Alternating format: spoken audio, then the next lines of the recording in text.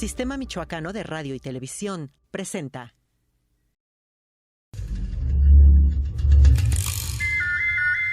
Tenemos un país plural, culturalmente vasto, distinto, diferente. Hay varios países dentro de uno, diferentes Méxicos dentro de uno. Antes de los europeos, había pueblos, naciones distintas con un territorio, una cosmogonía y una lengua concreta. Tras su llegada, aclarando que no llegaron solos, esta gran diversidad no hizo otra cosa que expandirse. Desde hace 200 años nos asumimos, o nos han dicho que debemos asumirnos, como mexicanos. Pero esto realmente, para efectos identitarios y de construcción de un imaginario nacional, ¿ha funcionado? Los intentos de construcción nacional han pasado por distintos procesos de resistencia, desde los chichimecas del norte jamás conquistados por la corona española, pasando por Cecilio Chi y Jacinto Pat, la sangre yaqui derramada en nombre del progreso con un fusil porfiriano, los insurreccionados de Zapata, los que caminaron la noche de 500 años. Los pueblos originarios resisten porque existen. Son la esencia de quienes por miles de años habitaron esta región del mundo. Sin embargo, en un mundo globalizado, donde se le apuesta a convertirnos en simples consumidores, parecen no tener cabida. Michoacán es un reflejo nacional en este tema. Con 58.600 kilómetros cuadrados, los mestizos convivimos en 5 pueblos originarios, los cuales históricamente se debaten entre el Lábaro Patrio y el Año Nuevo de Febrero. Protagonistas de las insurrecciones modernas, de los conflictos sociales más relevantes en la actualidad de Michoacán, las comunidades indígenas casi siempre son vistas desde fuera. Pero, ¿y qué pasa con los de adentro? ¿Qué pasa con los gobiernos?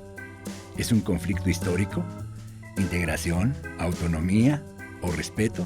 El Sistema Michoacano de Radio y Televisión considera, ante el panorama nebuloso que el discurso nacionalista y racista muy de moda genera, hablar sobre este tema, con 3 invitados que, partiendo de su experiencia y sus conocimientos, pueden exponer sus opiniones, pero ya saben cómo, con peras y manzanas.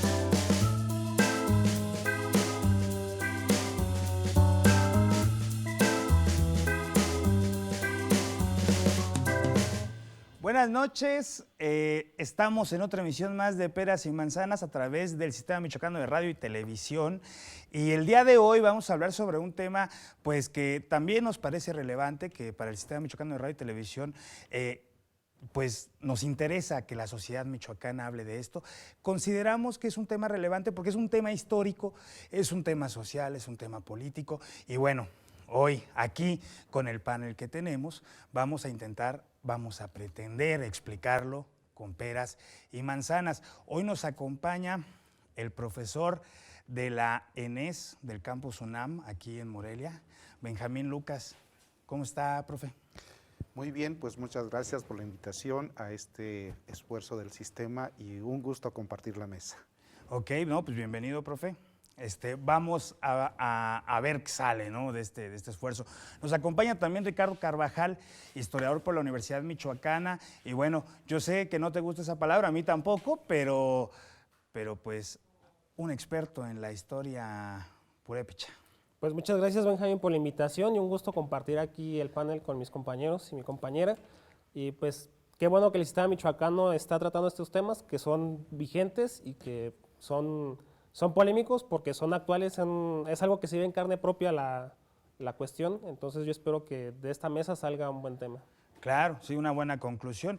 Y también nos acompaña Penélope Ochoa, ex jefa del Departamento de Seguimiento, ¿verdad?, en la Subdirección de Planeación y Políticas Públicas de la Comisión Estatal para el Desarrollo de los Pueblos Indígenas.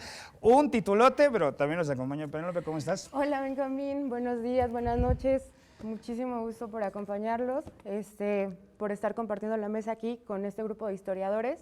Y bueno, sí, vamos a ver qué sale de esta charla y de este diálogo. Claro, bueno, pues es irremediable que no toquemos estos temas. El pueblo mexicano, el pueblo michoacano, de cierta manera, está inmerso dentro de esto. Tenemos que hacer una breve reseña, ¿no? La historia nos ha llevado a este punto, ha habido mestizaje, que si fuimos descubiertos, que si no, bueno, ya sabemos todo esto y se ha constituido el Estado mexicano y las comunidades indígenas han estado ahí presentes. Que bueno, no sé si son pueblos originarios, comunidades indígenas, eso me interesaría que se aclarara acá, ¿no? Pero de entrada, profe, ¿cuál es la definición? ¿Cómo podemos entender? ¿Cómo nos puede quedar claro qué es una comunidad indígena o es un pueblo originario? Pues creo que la pregunta tiene muchas aristas y muchas maneras de abordaje. Yo creo que no hay una sola, porque dependerá desde qué disciplina y desde qué óptica asumamos el término. Yo me quedaría más bien con esta idea de que el concepto de pueblos indígenas también es una construcción social, histórica y política, ¿no? Es decir, no nos iremos al significado de si fue una confusión de la India o no, sino cómo se reivindica un término, y ese término que homogeniza, digamos, a todos los pueblos de México y en buena parte del mundo, pues también a veces en esa definición homogenizante perdemos las identidades locales, ¿no? Entonces recordemos que no hay pueblos indígenas, hay pueblos con nombre propio, con autoadscripción. Es decir, en el caso de Michoacán, para ir aterrizando, ir como claro. No abordando el tema en su vastedad, que no acabaríamos, en el caso de Michoacán, digamos, una manera de decir es, hay pueblos indígenas en Michoacán. Pues sí, pero también parte de esta homogenización y esta generalización. Démosle también identidad, es decir, hay pueblo purépecha, hay pueblo náhuatl, claro, hay pueblo mazahua y pueblo otomí. En ese sentido también yo creo que estamos respetando y reconociendo una permanencia y una identidad, y esta construcción también del ser purépecha para ir bajando del más al menos, pues también es una construcción histórica y social, ¿no? Ricardo más adelante seguramente nos podrá decir por qué este cambio también de denominación a partir de una noción de lo tarasco al asumirse ahora como purépecha, ¿no? ¿Por qué? Porque también hay un cambio y hay una resignificación de los conceptos. Lo que en un momento histórico algo significó, puede en otro momento ya no significar lo mismo. Y hoy en día creo que el pueblo purépecha es uno de los pueblos que ha trabajado más por esta reivindicación de lo propio, y en esa reivindicación estriba esta autodenominación de su propio ser como purépecha. Claro. Ricardo, históricamente el concepto ha cambiado. Aquí el profe nos deja claro, ¿no? Se habla de, bueno, la idea de pueblos también es una construcción social, de generalizarlos pues a todos, ¿no? O sea, pueblos indígenas todos en un costal, no, hay pueblos distintos. Históricamente el concepto ha cambiado. De los indígenas, sí. La verdad, bueno, igual desde que llegan los españoles aquí al continente, pues se utiliza el gentilicio indio, que tiene que ver con esta confusión de que supuestamente creyeron que habían llegado a la India, y va a permanecer a lo largo de toda la época colonial y durante mucha parte de la vida independiente de este país, y se va a empezar a cambiar el nombre, el gentilicio, perdón, a indígena, que pues el origen de la palabra está asociada a gente originaria a un lugar, y después a partir de los años 90, que se cumple el 5º centenario del descubrimiento de América por parte de los españoles, pues se va a cambiar por el de pueblos originarios, que pues creo que tampoco define pues la realidad tan vasta de las comunidades indígenas, y su uso está más ligado a una cuestión política. Hay muchas personas indígenas que reivindican el concepto de pueblos originarios, pero es importante que los indígenas reivindiquen su pasado, pero creo que también hay un maresma de ideas donde ya la gente creo que a la gente mestiza en este país se le complica entender la cuestión indígena porque no son indígenas. O sea, históricamente el sistema que viene desde la época colonial hasta la vida independiente de este país ha sido una opresión sistemática contra las comunidades indígenas. Eso no hay que negarlo, porque es cierto que en este país nacer indígena pues te determina históricamente que vas a tener más dificultades para encontrar trabajo, vas a tener dificultades para desarrollarte como una persona mestiza, que creo que es un concepto también medio vacío, porque no todos los mexicanos, una persona que vive en Tijuana no va a ser igual a una persona que vive en Yucatán, por ejemplo, porque también tenemos identidades mestizas propias en cada región. Entonces, ha cambiado a lo largo del tiempo y ahorita es importante que pues, en este presente, en este momento en el que estamos hablando, pues los indígenas están luchando por reivindicar su pasado y voltear hacia el futuro de qué va a pasar en este país. Y creo que ha sido pues un camino tortuoso el que se ha vivido, pero creo que pues espero que en el futuro haya esperanzas para remediar la situación de los indígenas en este país. Ok, yo quiero dejar algo claro, vamos a ir a una pausa y vamos a regresar con Penélope. Pero quiero dejarles algo claro porque siempre lo digo en los programas y hoy se me olvidó, no hay reglas. La idea es intentar pretender explicar con peras y manzanas este tema. Ustedes pueden participar, pueden arrebatar la palabra, siempre y cuando haya respeto, de eso se trata, que esto sea ameno y que podamos exponerlo de la mejor manera, ¿ok? Vamos a ir a una pausa y regresamos con la opinión aquí de la compañera panelista. No se vaya de acá, que esto es peras y manzanas.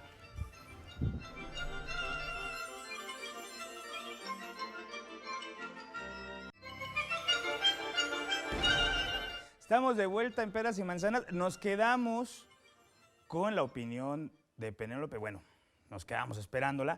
Ya aquí hablamos sobre la cuestión de la conceptualización, cómo ha cambiado a lo largo del tiempo.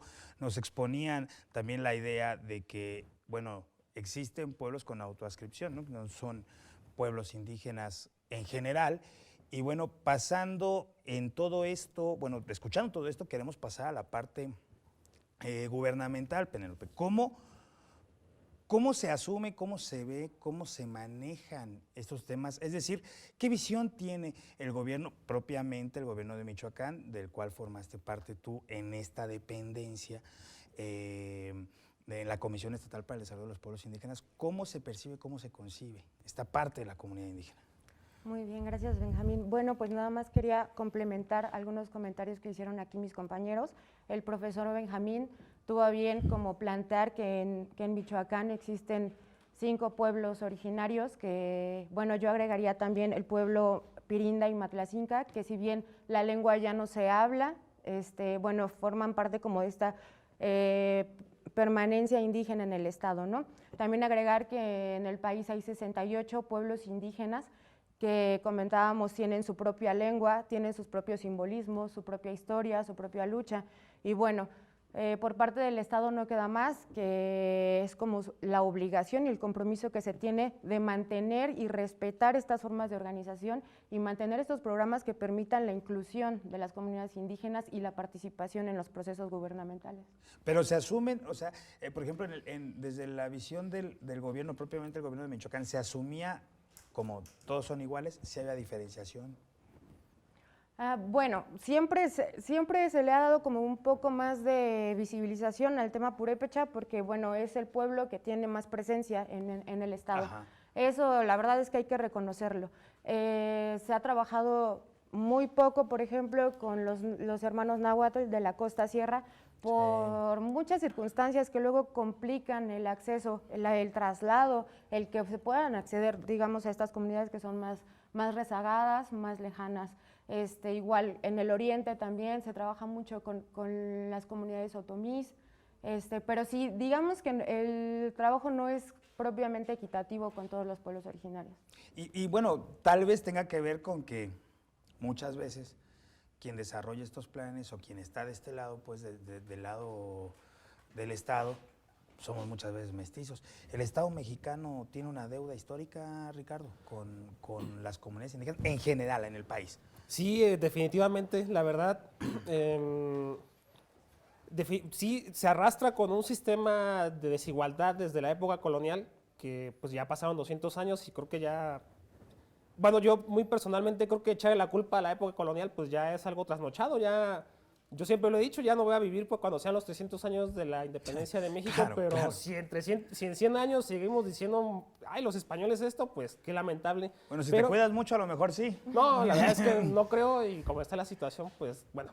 Y sí es una deuda histórica que tiene el Estado mexicano porque, pues hay que decirlo, pues con peras y manzanas, el Estado mexicano sistemáticamente en el siglo XX pretendió homogenizar a toda la población con el concepto mexicano, que es lo que mencionaba en el bloque anterior. El proyecto mestizo, ¿no? De la El proyecto Revolución mestizo, Mexicana, ajá. ¿no? Así, los murales, y estaba incluido el indígena, el mestizo, el güerito. Y, pues, Sí, igual es una pregunta que se puede hacer el día de hoy. ¿Qué nos define ser mexicano? O sea, la vestimenta, pues toda nuestra ropa es extranjera.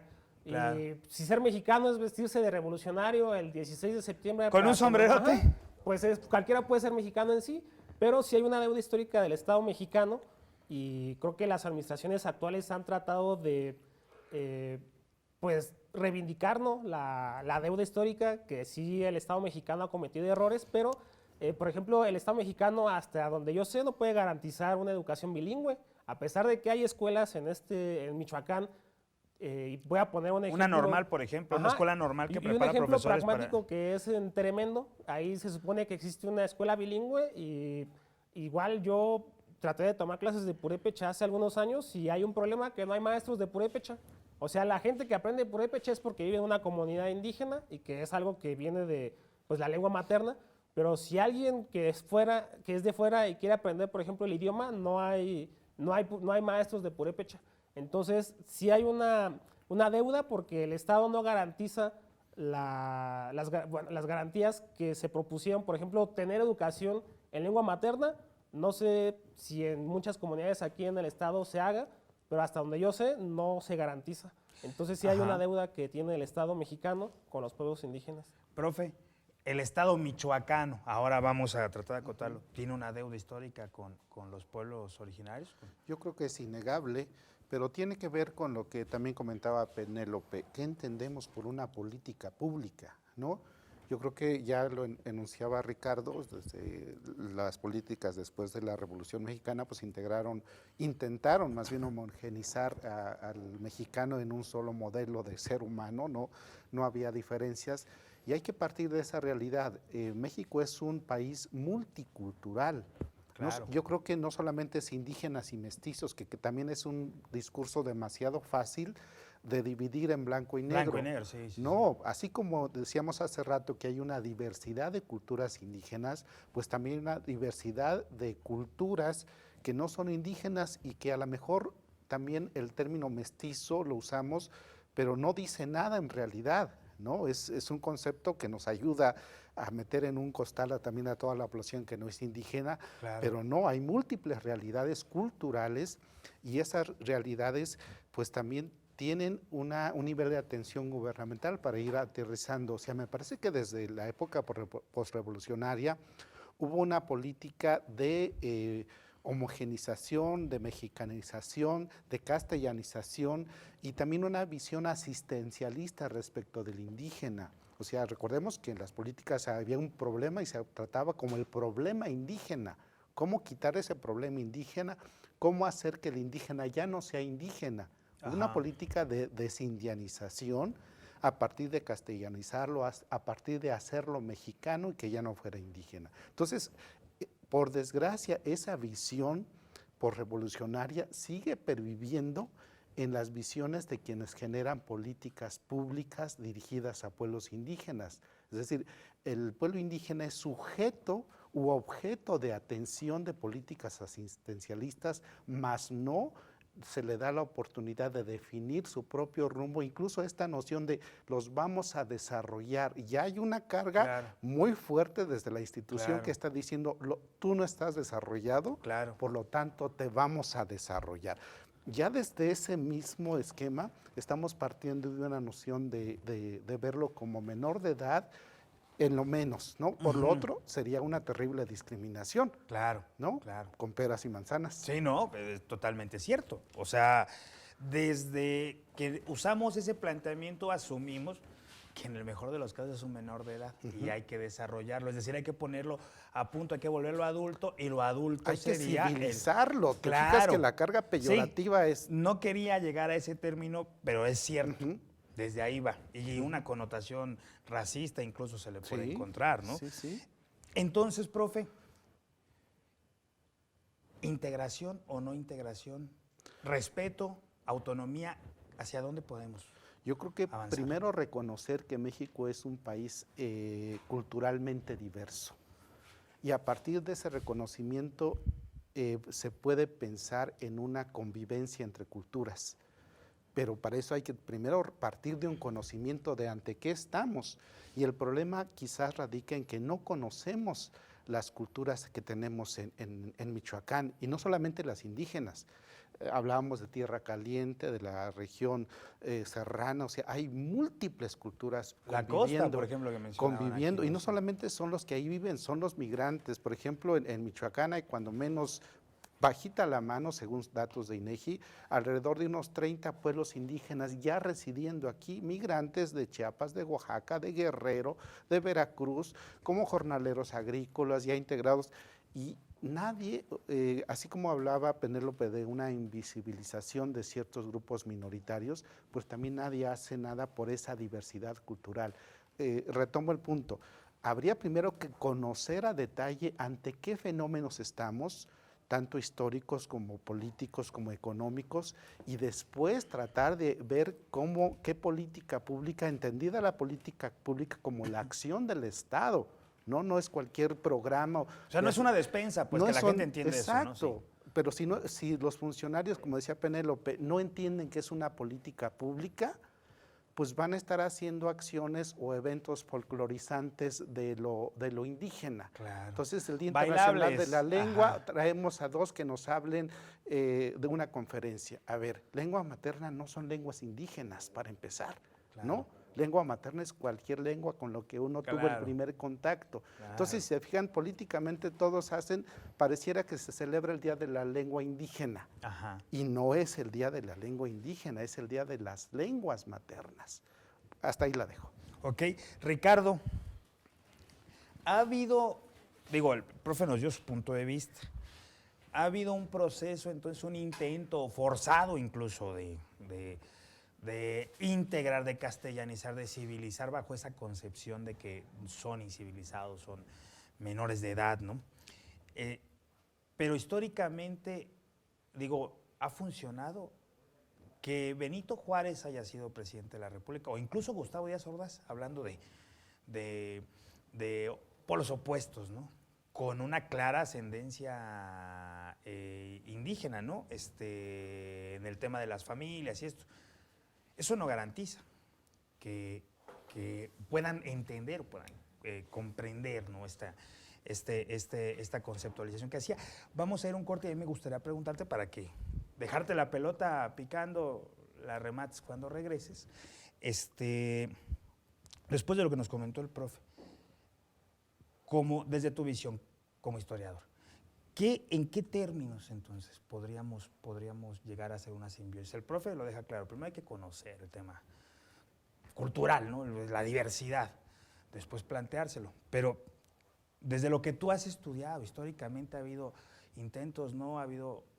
Se ha fallado, ¿no? Entonces, ¿qué podríamos hacer? ¿Sí? Vamos a ir a una pausa y regresando, ¿nos respondes, Ricardo, por favor? Por favor, no se vaya de acá, esto es Peras y Manzanas.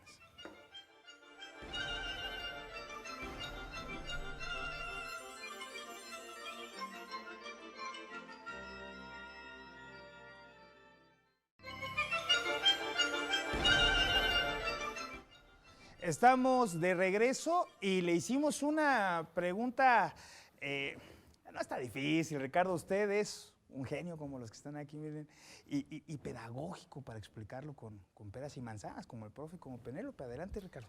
Sí, pues enfocando la respuesta desde una visión histórica, por ejemplo, cuando llega poniendo el acento en la cuestión de la lengua, porque creo que el aspecto lingüístico es muy importante, sobre todo para la identidad indígena, que la lengua es muy importante, es fundamental, y hablando históricamente, pues cuando llegan los españoles a estas tierras, pues van a instaurar un sistema de clases y segregacional, es decir, los indígenas van a estar en su parte y los españoles en la nuestra, en la parte española, y lingüísticamente no se van a meter en tantos problemas porque, pues hay que recordar, es el siglo XVI, siglo XVII, materialmente cambiarle la lengua a miles de individuos pues estaba complicado y la población, las autoridades españolas pues van a fomentar la castellanización, pero poniendo un ejemplo que ahorita estoy recordando de Alexander von Humboldt, cuando escribió aquí en 1804 sobre Michoacán, hablando específicamente de Michoacán, va a decir que es difícil encontrar que alguien hable castellano, porque todos hablan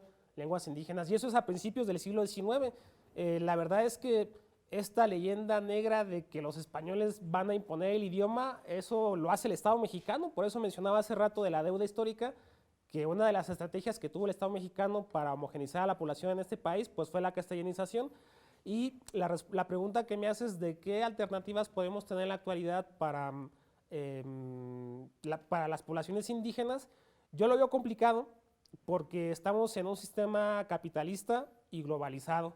Entonces yo por mi experiencia propia que he tenido, por ejemplo, yendo a las tenencias aquí de Morelia, es que, por ejemplo, estas formas de hablar del castellano arcaicas, donde se le agrega la S o donde dice saiga, se están perdiendo porque hay un sistema mundial globalizador de tendencias. Ahora sí que, pues creo que debemos de pensar ahora en redes sociales y que sí es complicado la solución.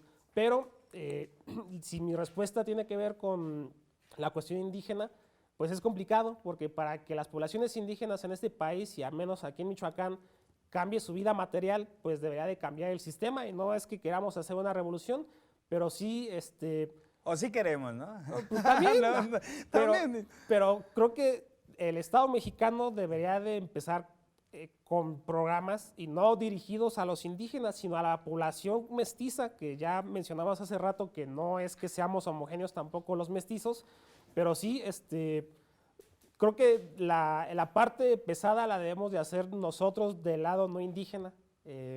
Dejar de ver el pasado prehispánico como algo idílico y asumirnos que somos descendientes de los mexicas que fueron conquistados en México Tenochtitlán. Ese discurso centralista, que creo que voy a irme por ese lado, debe de cambiar la historia o debe cambiar la interpretación que hacemos del pasado indígena de este país, dejar de ver este pasado idílico que los españoles vinieron y nos arrebataron a nosotros, porque así es el discurso.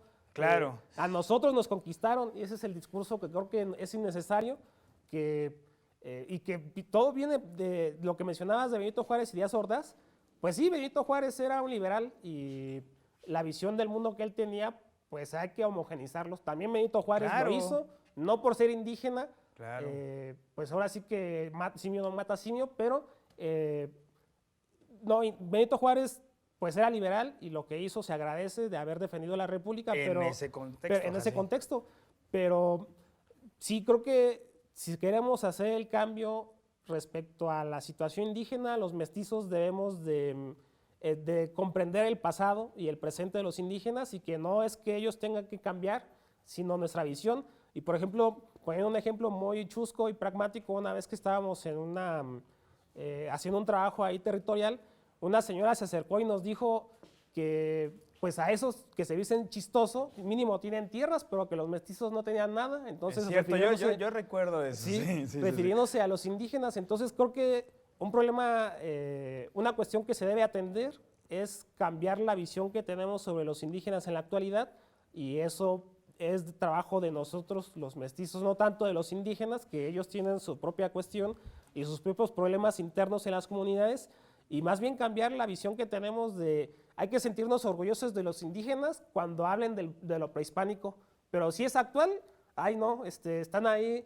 Por ejemplo, la cuestión que mencionó hace rato Benjamín, ahorita yo veo mucha migración, por ejemplo, de indígenas chapanecos aquí en Morelia, y que es una cuestión pues también allá en Chiapas tiene que ver pues otros factores, pero cambiar esa visión de que ay pues es el indito y trae guaraches y que yo soy mestizo y si veo a un indígena quiero que se vista de forma tradicional, negándole el derecho a los indígenas también de consumir o de vestirse de como ellos. acceder a lo Ajá, que acceder. sí. Entonces creo que la respuesta que yo daría es que tiene que cambiar el paradigma de los mestizos de cómo vemos a los indígenas.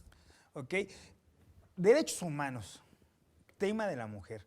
Yo precisamente hablaba sobre esto, bueno, intentaba, no incitaba que ustedes expusieran, que hablaran sobre esto, porque, bueno, es evidente que es una labor de nosotros, es algo que tenemos que hacer los mestizos, ya lo decía, que tenemos que comprender, como decía el profe, la multiculturalidad del país, una serie de factores, pero no podemos negar que de cierta manera, con todos los errores que tenemos, y con todos los contras que tiene un sistema capitalista y un sistema liberal en la cuestión política, hemos ido evolucionando, bueno, no sé si evolucionando, tal vez progresando hacia una sociedad un poco más justa, es decir, el feudalismo en la Edad Media no era tan permisivo, bueno, no sé si permisivo, pero vamos, no se propiciaba tanta equidad como ahora, no es que ya hayamos alcanzado la cúspide, ¿eh?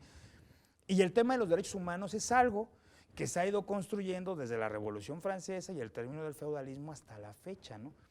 En un primer momento, derechos universales del hombre era la declaración, se adoptó la terminología de derechos humanos.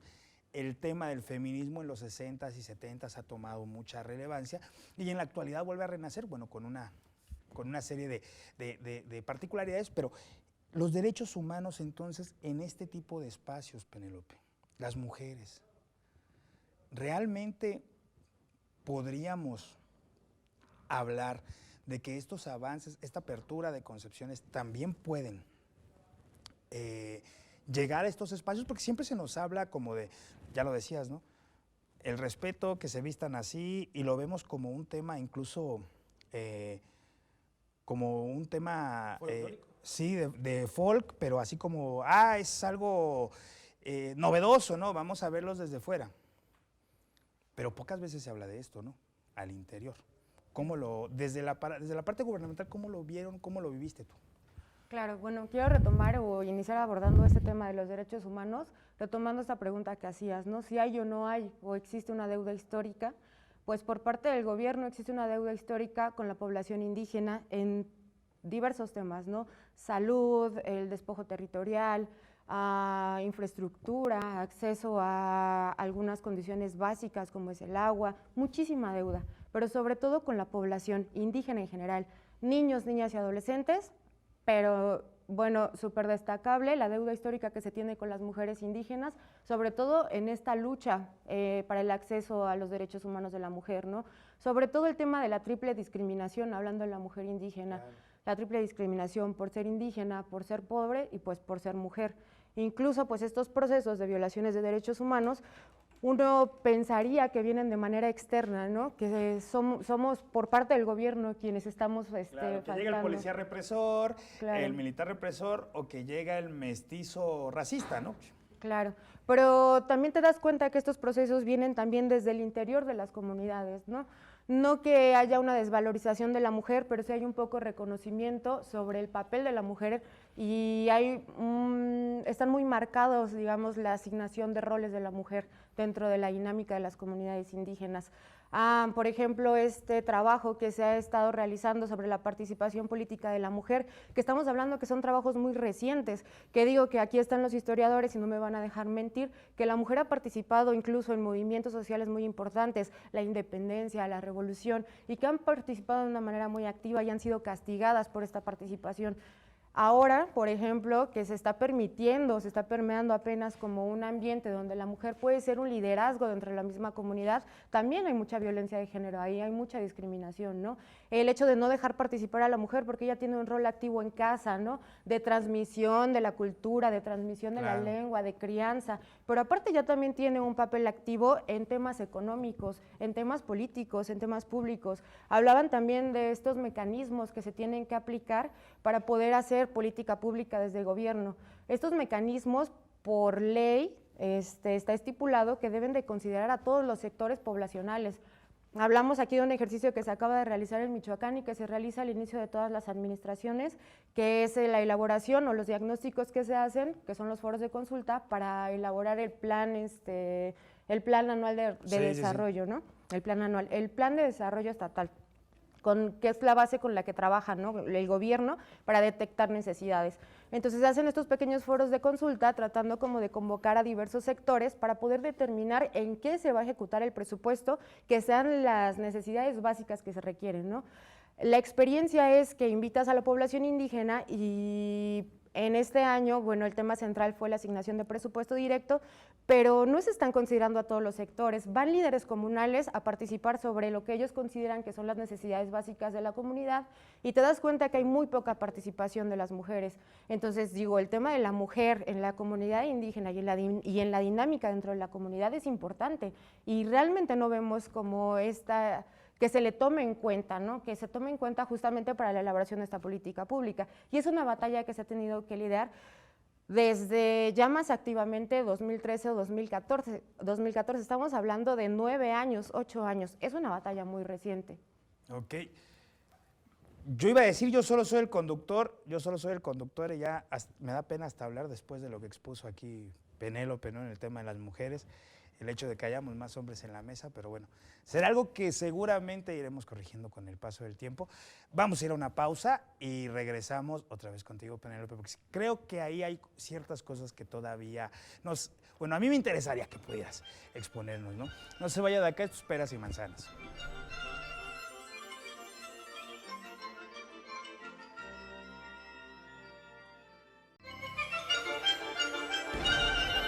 Estamos de vuelta en Peras y Manzanas.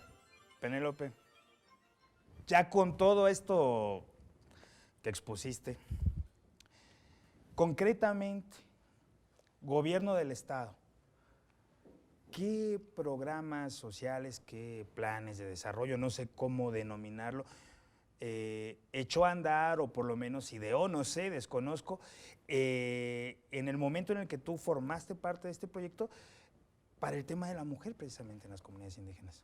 Por supuesto que es muy a destacar el trabajo y la labor que se ha hecho en los últimos 8 años a través del gobierno del Estado.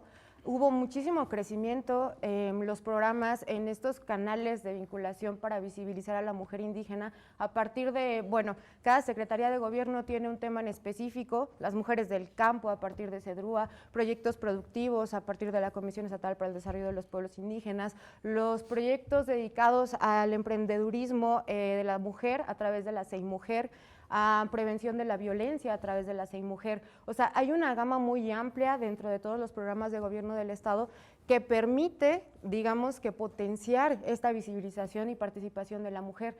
El problema es que la condición de la mujer indígena es complicada y tiene ciertas especificaciones.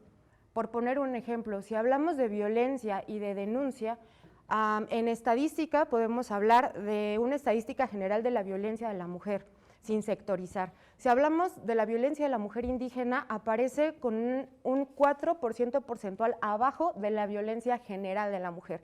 Bueno, estas estadísticas se miden a partir del tema de la denuncia. Para que la mujer indígena pueda denunciar un acto de violencia, hay muchas circunstancias que hay alrededor, circunstancias culturales, institucionales, de los mismos procesos internos que no permiten la denuncia. Esto ya recae directamente en la estadística, ¿no? A veces no dimensionamos que los proyectos y los programas de gobierno ahí están, pero es muy difícil para las mujeres o para cualquier tipo de sector que ha sido vulnerado o que es marginado, el poder tener acceso a ellos. La política pública se hace muchas veces sin considerar la situación real en la que se desarrolla el individuo, ¿no? Claro.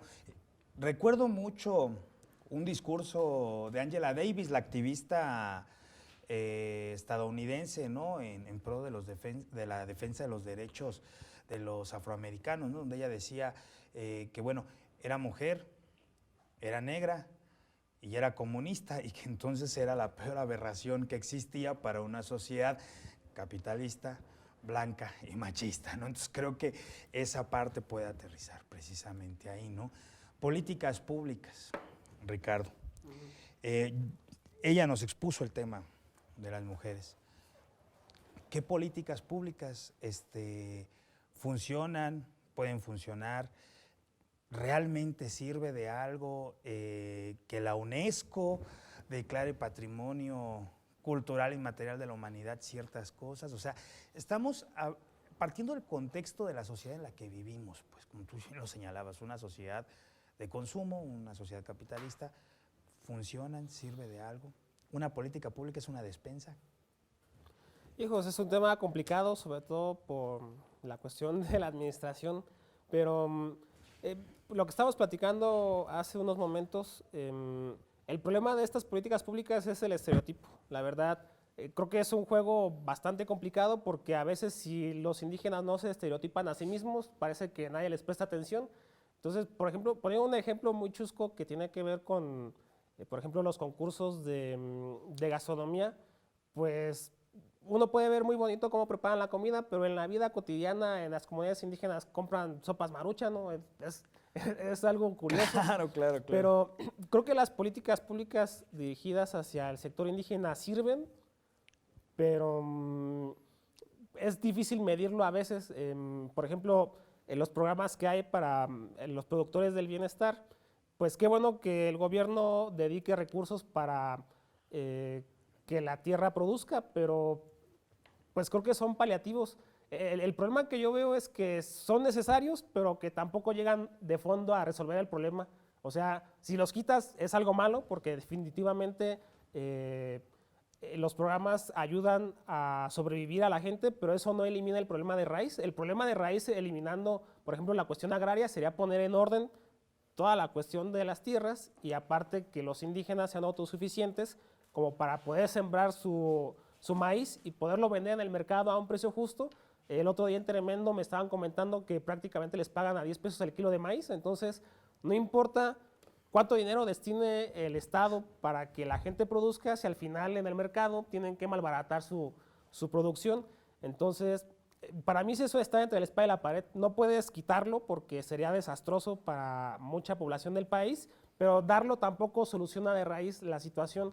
Entonces, yo sigo insistiendo que debe de haber un cambio de paradigma de cómo este país destina, o no que destine, sino cómo vemos a las comunidades, no nada más indígenas, sino también, por ejemplo, los afrodescendientes, que supongo que deben de estar en una situación pues más vulnerable, ¿no? Porque pues hay racismo, pero sí, para mí es complicado verle una solución, por lo mismo de que si lo quitas está mal, pero darlo tampoco te garantiza que se va a solucionar el problema. Claro, y eso se liga con algo que decía el profe hace rato, ¿no? O sea, los afromexicanos, por ejemplo, ¿dónde quedan, no? Y pareciera que todos, o sea, yo recuerdo mucho, ¿no? Cuando se creó la Secretaría de la Mujer y que asumían que, por ejemplo, los compañeros del LGBT tenían que ser atendidos en la Secretaría de la Mujer, o sea, cómo el Estado los concebía como mujeres, ¿no? Después se le agregó este matiz, ¿no? De equidad sustantiva, ¿no? Ajá, y que bueno, eso puede salvar ya la otra, ¿no? Pero el tema también, como lo decía el profe, ¿no? Indígenas, y de pronto se invisibiliza a otras, no sé, a otros grupos. Y ahí entran, por ejemplo, los afromexicanos, ¿no? Y que pareciera que el Estado dice, también son indígenas, ¿no? Ajá, y ya, o lo que decía el profe, los pueblos con autoadscripción, o sea, no todos son iguales, no todos hablan lo mismo, no todos se visten igual, no todos piensan lo mismo. Hablábamos hace rato del tema de las mujeres, bueno, no en todas las comunidades sucede, hay unas en las que sí, ¿no? O sea, por ejemplo, uno va a Chiapas y se topa con que hay comunidades que profesan el Islam, por ejemplo, ¿no? O sea, que ya no tiene, no se parece nada tal vez al tema, por ejemplo, michoacano. Entonces, en ese sentido, profe, algo que opinar, que yo sé que tiene mucho sobre el tema de las políticas públicas, la estereotipación, toda esta clase de cosas. Yo creo que tan malo es invisibilizar a las comunidades indígenas como también esta idea de romantizar lo indígena, por un lado, pero hay otros extremos como la patrimonialización. O sea, suena bonito el reconocimiento de la UNESCO que tú dijiste, sí, pero ¿hasta qué punto la patrimonialización es que una institución ajena selecciona qué de tu acervo cultural es digno de protección sin consultarte? Y por lo tanto se convierte en un elemento aparentemente que se debe de cuidar y se debe salvaguardar. Hay todo un conflicto en ese sentido porque eso te lleva a acciones como las que decía Ricardo, de comercializar, de turistificar el elemento. Y está diciendo, estoy preservando el patrimonio de los pueblos indígenas. Mentira, es una política equivocada, porque lo único que haces es sobreexponer el elemento y lo pones en mayor riesgo que cuando no estaba sin patrimonializar. Y eso tiene que ver con estas políticas turistificadoras. Ahora el indígena es producto turístico, ¿no? Y eso lo hace inconscientemente las instituciones, llámese del partido que sean, ¿no?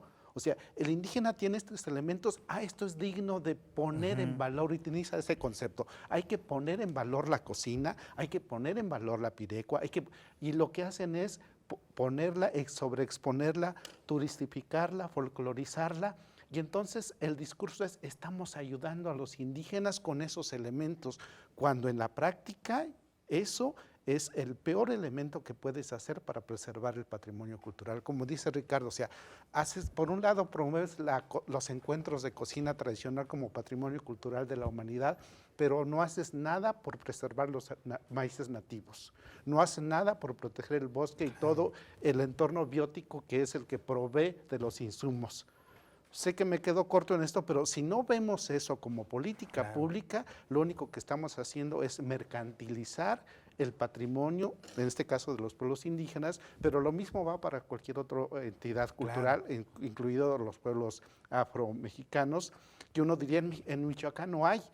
La historia nos demuestra que hubo muchísima población en el propio Morelia, ¿no? Para no ir tan lejos. Entonces, sí, el tema es bastante interesante, pero como vemos, tienes que conocer esos entornos de la realidad, si no caemos en ese falso discurso de la romantización o la petrificación, que es pensar que el indígena vive como hace 50 años y que no puede usar celulares, no puede usar computadora, no puede estar en contacto con estos elementos de cambio, y cómo a pesar de eso conserva elementos de identidad y de cultura, a pesar de todo eso, a pesar de las políticas públicas, no gracias a ellas, sino a pesar del intento de eliminación de lo indígena, el indígena sigue estando presente. Entonces, por un lado decimos, qué bueno que exista, pero no es gracias necesariamente al Estado mexicano. Vamos a ir a una pausa y vamos a regresar con sus conclusiones, ¿sí? No se vaya de acá, esto es Peras y Manzanas.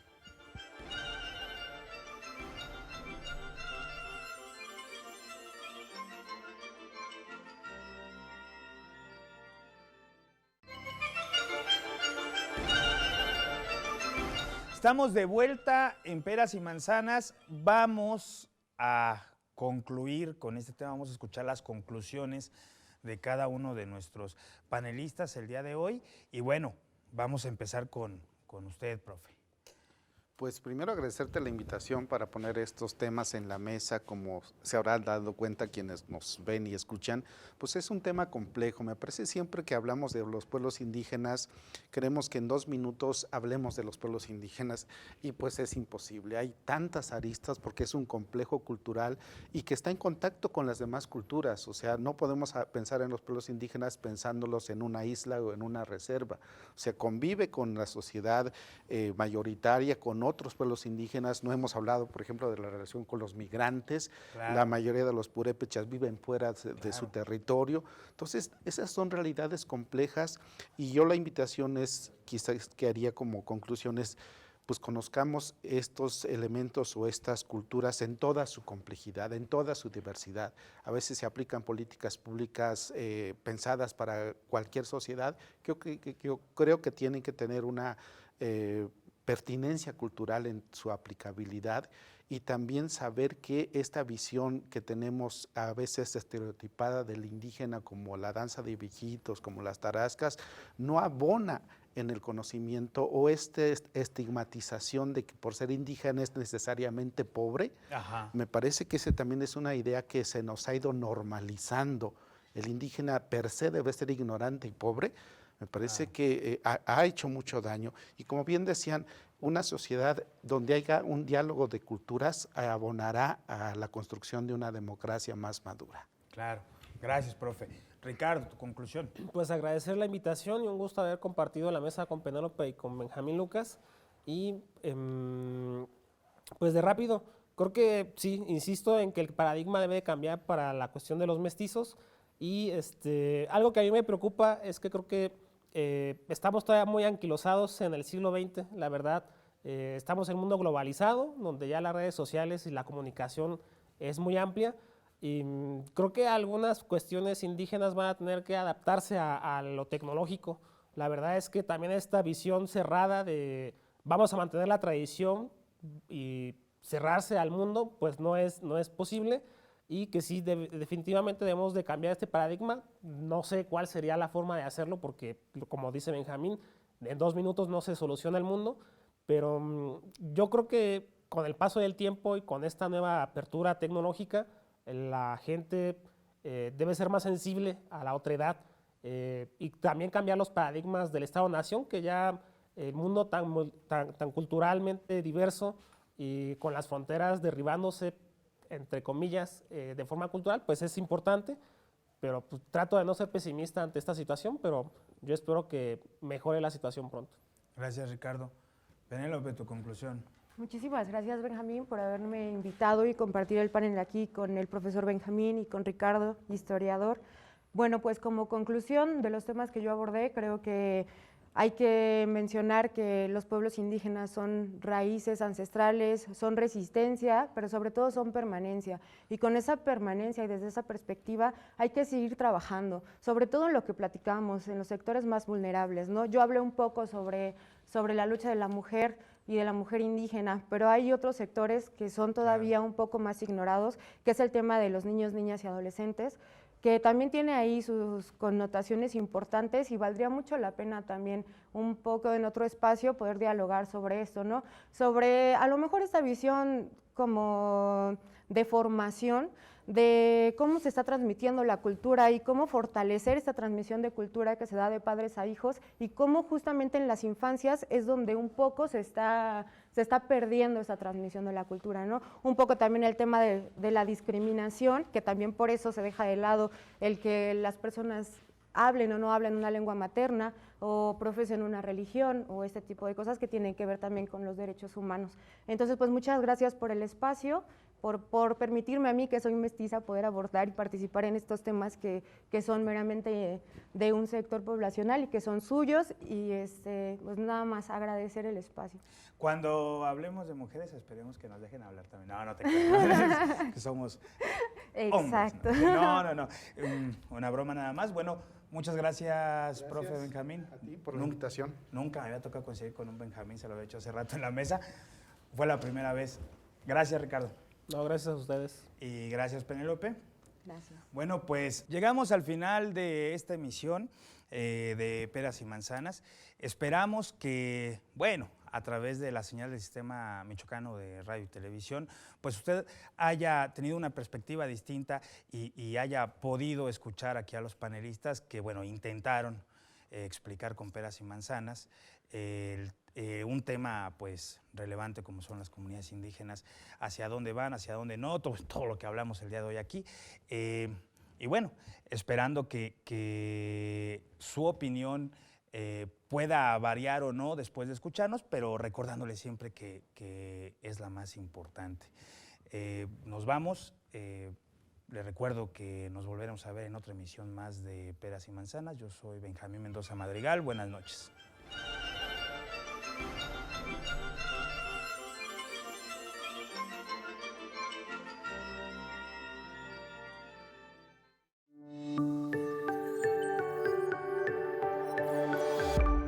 Sistema Michoacano de Radio y Televisión presentó